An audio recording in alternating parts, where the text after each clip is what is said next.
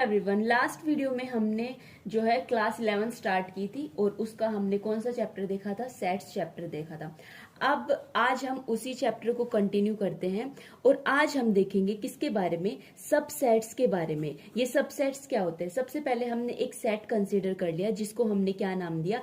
X नाम दिया। X हमारे पास क्या है? जैसे एग्जाम्पल हमने माना है एक्स हमारे पास सेट है of the all students in the class. अच्छा, सेट्स क्या होते हैं ये सब आपने लास्ट वीडियो में आई होप कि अच्छे से देख लिया होगा कि क्या सेट है, सेट को किस टाइप से डिफाइन करते हैं। और इसी के साथ हमने माना है वाई हमारे पास सेट है किनका? सारे स्टूडेंट का। किसके अंदर? आपके किसके अंदर? इन योर क्लास, आपकी क्लास के अंदर सारे स्टूडेंट्स हैं आपकी क्लास के अंदर। और एक्स एक ऐसा सेट है जो हमने माना है कि ये सारे स्टूडेंट हैं आपके स्कूल में। अब देखो, यहां में अच्छे से पता है कि जितने भी एलिमेंट वाई के अंदर है वो एक्स के अंदर ऑलरेडी है। क्या मतलब? कि जो भी स्टूडेंट आपकी क्लास के अंदर है वो सीधी सी बात है आपके स्कूल में तो होंगे ही। तो ये ही हमारे पास सबसेट होता है। अब सबसेट की रिप्रेजेंटेशन कुछ इस टाइप की रिप्रेजेंटेशन होती है। इसका मतलब है कि y is a subset of x। y के जितने भी एलिमेंट हैं वो सब किसके अंदर है? x के अंदर है। अब इसकी जो डेफिनेशन हम लिखना चाहें कि एक सेट A, उसे हम किसका सबसेट कहेंगे? ए set A is said to be the subset of B if the every element of A is also in the set of B। ठीक है, यदि सारे एलिमेंट A के किसके अंदर होते हैं? B के अंदर होते हैं। जैसे A is a subset of B कब? if A belongs to A। यदि कोई भी A एलिमेंट है वो A सेट से बिलोंग कर रहा है तो ये चीज क्या इंप्लाइज कर रही है कि ये जो A सेट है वो A एलिमेंट है वो किससे भी बिलोंग करेगा? B सेट से भी बिलोंग करेगा। ठीक है, अब हम कोई भी एक एग्जाम्पल लेते हैं। जैसे एग्जाम्पल लिया, ए के पास एलिमेंट है 1 2 3। ठीक है, तो ये कंडीशन हमारे पास हो जाएगी कि बी, यदि ए हमारे पास बी का सबसेट है, if A is a subset of B, तब हमें ये कहना पड़ेगा कि बी के पास 1 2 3 तो है ही है, इसके अलावा हमारे पास एक्स्ट्रा एलिमेंट कोई भी हो सकता है। इसी केस में A is a subset of B. यदि कोई भी एक एलिमेंट, जैसे ए के पास एलिमेंट है 1 2 ए एंड बी के पास एलिमेंट है 1 2 एंड बी। अब देखो यहाँ पे ये जो A है वो इस B से बिलोंग नहीं कर रहा, तो इस केस में A is not a subset of B हो जाएगा। जितने भी सेट होते हैं वो खुद के सबसेट तो होते ही हैं। ऐसा क्यों? आप इसको एग्जाम्पल से समझ सकते हो। ए के अंदर वैल्यू है ए एंड बी।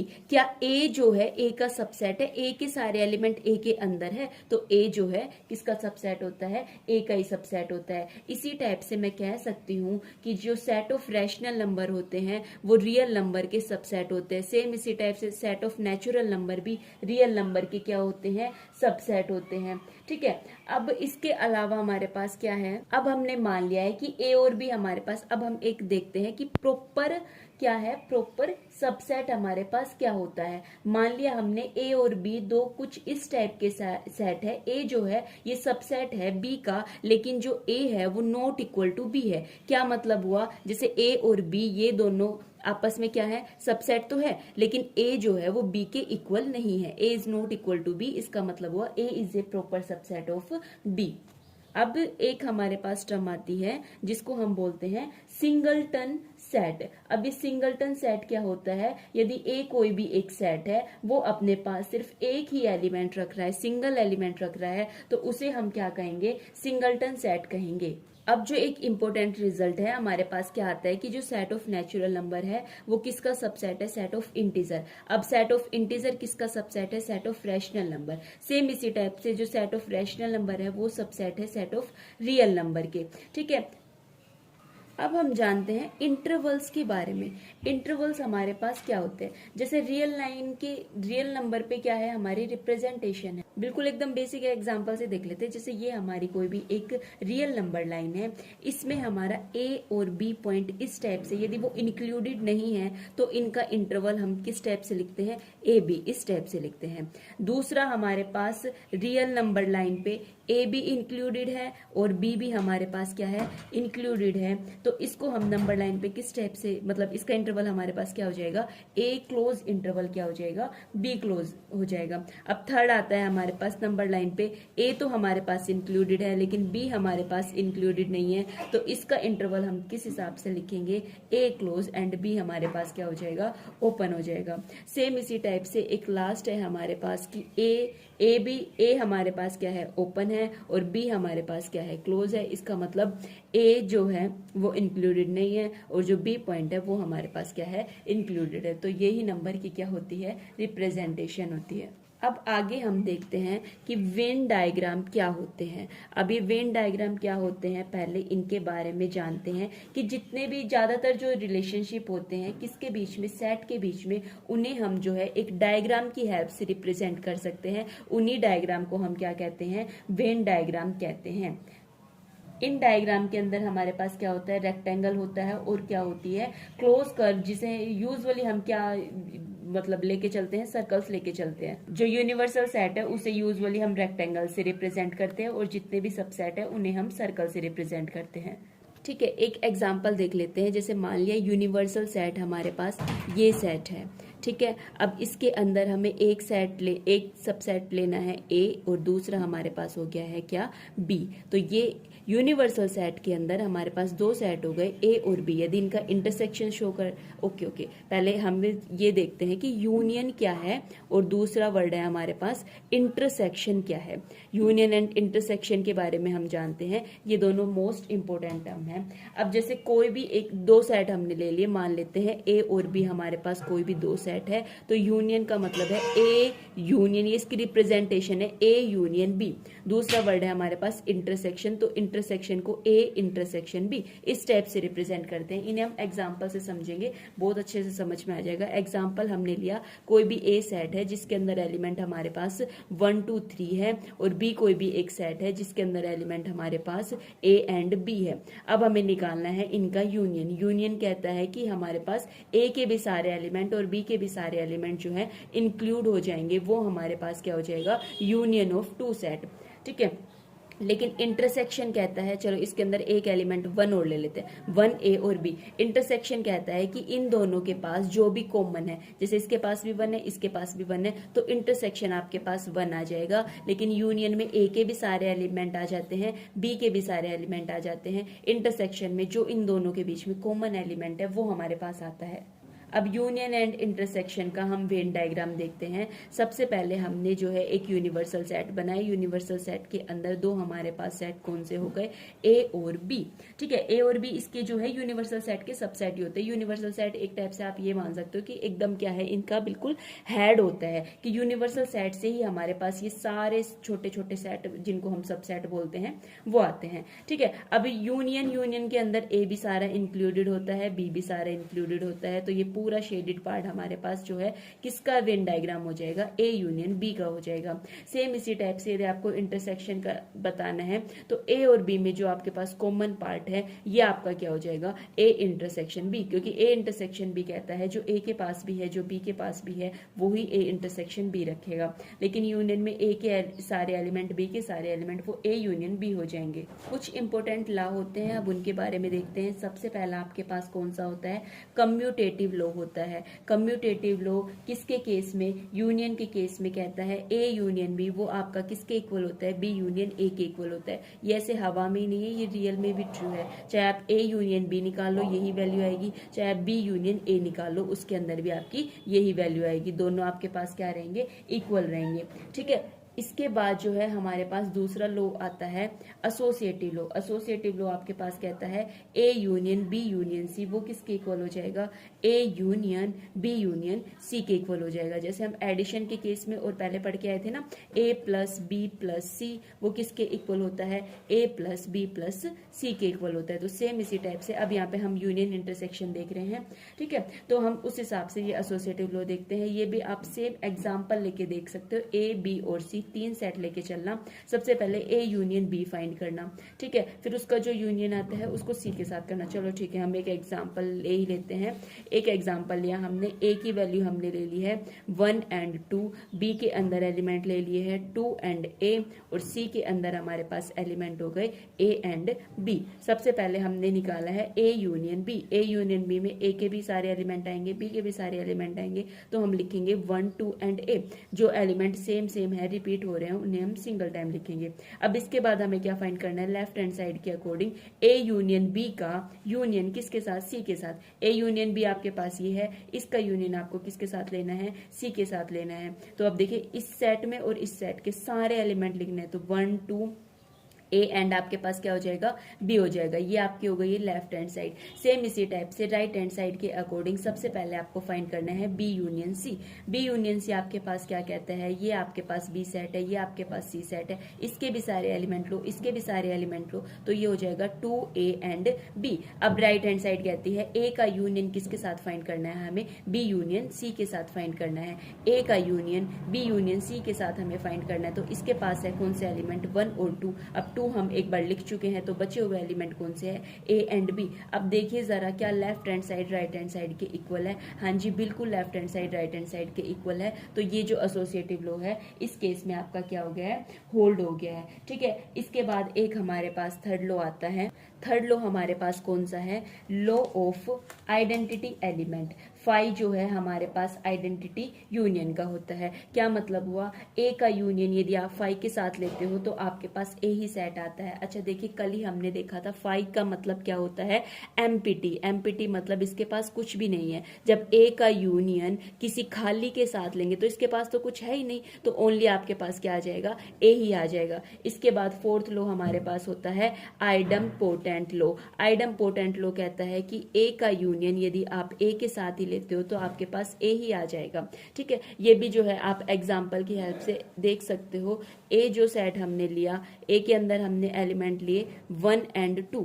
अब ए का एलिमेंट, ठीक है, इसी सेट का यूनियन हमें इसी सेट के साथ लेना है। अब देखिए 1 2 का यूनियन किसके साथ लेना है, एक बार और ये सेट लिख लेते हैं। अब इसके भी सारे एलिमेंट, इसके भी सारे एलिमेंट, जो कि हमारे पास क्या है 1 2। अब ये 1 2 क्या है, हमारे पास ए ही सेट है, तो ए यूनियन ए का यूनियन ए के साथ हमारे पास किसके इक्वल आ जाएगा, ए के इक्वल आ जाएगा। इसके बाद हमारे पास लास्ट देखिए लॉ ऑफ यूनिवर्सल सेट, जो हमारे पास क्या कहता है, यूनिवर्सल सेट का यूनियन आपको किसके साथ लेना है, कोई भी ए सेट के साथ लेना है, तो वो यूनिवर्सल सेट ही आ जाएगा। ये भी बिल्कुल सीधी सी बात है, यूनिवर्सल सेट से ही तो निकले हुए हैं ये आपके पास ए बी सी। तो अब जैसे कोई भी यूनिवर्सल सेट ले लिया 1 2 3 4 5 6 और 7।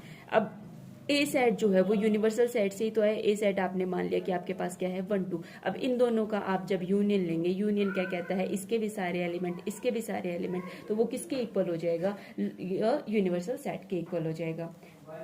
अब जैसे आपके पास यूनियन की प्रॉपर्टी है, सेम इसी टाइप से आपके पास किसकी प्रॉपर्टी होती है, इंटरसेक्शन की प्रॉपर्टी होती है। सबसे पहले है आपके पास क्या, कम्यूटेटिव लॉ, जो इसके इक्वल होता है। दूसरा है आपके पास इंटरसेक्शन का एसोसिएटिव लॉ, जो किसके इक्वल होता है, इसके इक्वल होता है, A intersection B intersection C के। अब इसके बाद है लॉ ऑफ फाई। फाई का इंटरसेक्शन चाहे आप ए के साथ ले लो तो आपके पास फाई आएगा, और यूनिवर्सल सेट का इंटरसेक्शन आप जो है ए के साथ ले लो तो आपके पास ए सेट आ जाएगा। सेम इसी टाइप से फोर्थ है, ए का इंटरसेक्शन ए के साथ लोगे तो आपके पास क्या आ जाएगा, ए सेट आ जाएगा, ठीक है। ज्यादा दिक्कत टेंशन की बात नहीं है। आप कोई भी एग्जांपल लो, आपको सिर्फ इंटरसेक्शन का मतलब पता होना चाहिए, यूनियन का मतलब पता होना चाहिए, फिर आप ये इजिली कर सकते हो। ये वाला देख लीजिए, फाई का इंटरसेक्शन ए के साथ। इंटरसेक्शन कहता है जो दोनों में कॉमन है। इसके पास तो पहले से ही कुछ नहीं है, ठीक है। अब इसके पास भी कुछ नहीं, एक भी ऐसा आ गया जिसके पास कुछ नहीं है। अब ये तो दोनों का कॉमन लेके चलेगा, दोनों को साथ लेके चलेगा, तो आपके पास क्या आ गया है, फाई आ गया है। अब यूनिवर्सल सेट का इंटरसेक्शन ए के साथ। इंटरसेक्शन का मतलब होता है छोटे वाला पार्टी, समझ लो आप एक टाइप से, ठीक है। अब एक ये यूनिवर्सल सेट था, एक ये था। अब ये कहता है इंटरसेक्शन की दोनों में कॉमन होना चाहिए, दोनों में कॉमन तो सिर्फ 1 2 ही है, तो वो आपके पास क्या आ गया, एक ए सेट आ गया। अब हम देखते हैं डिफरेंस ऑफ अ सेट। ठीक है, डिफरेंस देखते हैं सेट्स का मतलब एग्जांपल से, एकदम एग्जांपल से समझते हैं, बिल्कुल अच्छे से समझ में आ जाएगा। ए कोई भी सेट लिया जिसके पास एलिमेंट आपके पास कितने हैं 1 2 3 4 5 और 6 मान लिया। ठीक है, बी कोई भी एक सेट ले लिया जिसके पास है 2 4 6 और 8 ये ले लिया। अब जो आपके पास a माइनस बी, इन दोनों का जो डिफरेंस आ जाएगा वो कितना आ जाएगा 1 3 एंड 5। अच्छा, ऐसा क्यों हुआ है? सबसे पहले देखिए, ए सेट में से हमें किसको रिमूव करना है, बी सेट को रिमूव करना है। ठीक है, अब देखिए क्या बी सेट के पास 1 है? नहीं है, तो सबसे पहले वो लिख दिया। क्या बी सेट के पास 2 है? ठीक है, 2 से 2 कैंसिल कर दिया। क्या इसके पास 3 है? तो हमने 3 लिख दिया। फिर इसके पास 4 से हमने 4 कैंसिल कर दिया। इसके पास 5 नहीं है तो 5 लिख दिया। 6 से हमने क्या किसको कैंसिल कर दिया, 6 को कैंसिल कर दिया। ठीक है, समझ में आया? चलो ठीक है, कोई बात नहीं। एक और एग्जांपल लेके सबसे पहले हम इधर से निकाल लेते हैं, b माइनस ए निकाल लेते हैं। अब हमने निकाला है b में से किसको सब्ट्रैक्ट करना है, जैसे ये कोई भी b सेट है और इसमें से हमें किसको सब्ट्रैक्ट करना है, a को सब्ट्रैक्ट करना है। तो सबसे पहला पॉइंट है कि a पे इफेक्ट नहीं पड़ेगा, a के अंदर एक्स्ट्रा एलिमेंट बच रहे हैं, उससे हमें कोई दिक्कत नहीं है।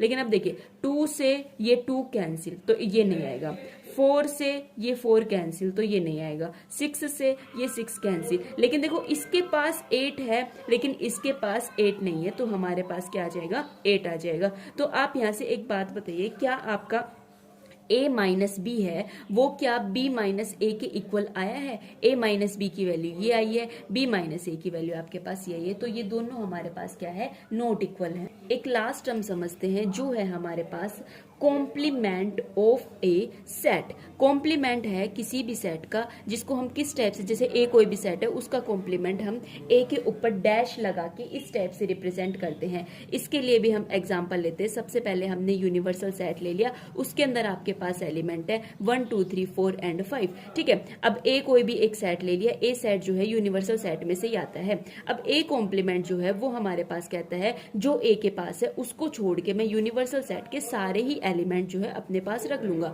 कुल मिला के बात ये हुई, ए और जो ए कॉम्प्लीमेंट है ये दोनों के एकदम क्या है, अपोजिट, एक दूसरे के क्या है, एकदम कट्टर दुश्मन ही आप इनको कह सकते हैं। ए कोई भी सेट है जिसके पास 1 2 है तो ए कॉम्प्लीमेंट कहेगा 1 2 तो बिल्कुल ही नहीं लूंगा। ठीक है, जो इसने ले लिया उसके अलावा ही मैं जो है बचे हुए सारे एलिमेंट लूंगा। अब एक मोस्ट इंपोर्टेंट लॉ हमारे पास आता है जिसको हम बोलते हैं डी मॉर्गन्स लॉ।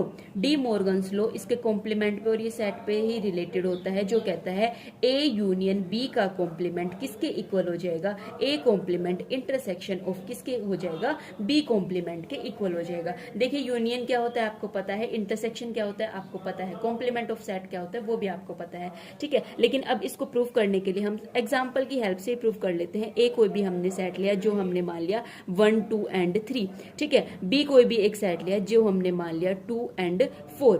ठीक है, अब यूनिवर्सल सेट जहां से ये सब कुछ आए हैं, ठीक है, ये हमने मान लिया ये।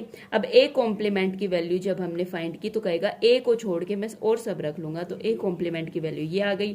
बी कॉम्प्लीमेंट हमारे पास कहता है बी को छोड़ के 2 और 4 को छोड़ के मैं और सारे बचे हुए एलिमेंट रख लूंगा। लेकिन सबसे पहले हमें फाइंड करना है A union B. A union B कहता है ए के भी सारे एलिमेंट आपके पास आएंगे और बी के भी सारे एलिमेंट आपके पास आएंगे। रिपीटेड एलिमेंट को बार बार लिखने की जरूरत नहीं है। अब देखिए ए यूनियन बी का कॉम्प्लीमेंट आपके पास क्या कहेगा, ए यूनियन बी को छोड़ के बचे हुए सारे एलिमेंट जो है मैं आपके पास रख लूंगा। अब सेम इसी टाइप से ये हमारी आ गई है left hand side. Right hand side कहती है ए कॉम्प्लीमेंट का इंटरसेक्शन किसके साथ है, बी कॉम्प्लीमेंट के साथ है। ए कॉम्प्लीमेंट का इंटरसेक्शन आपको किसके साथ निकालना है, बी कॉम्प्लीमेंट के साथ निकालना है। अब देखिए इसके पास है 4 5 लेकिन इसके पास 4 नहीं है, 5 5 है, 5 दोनों में कॉमन दिख रहा है तो ये भी आपके पास क्या आ गया, 5 आ गया है। तो इसका मतलब क्या मैं कह सकती हूँ left hand side right hand side के इक्वल है। यदि left hand side right hand side के इक्वल है तो हमने कह दिया ए यूनियन बी का कॉम्प्लीमेंट किसके इक्वल हो गया, A complement intersection of B complement के इक्वल हो गया। यही बात हमें प्रूव करनी थी, यही हमने प्रूव कर दिया और यही हमारे पास क्या होता है,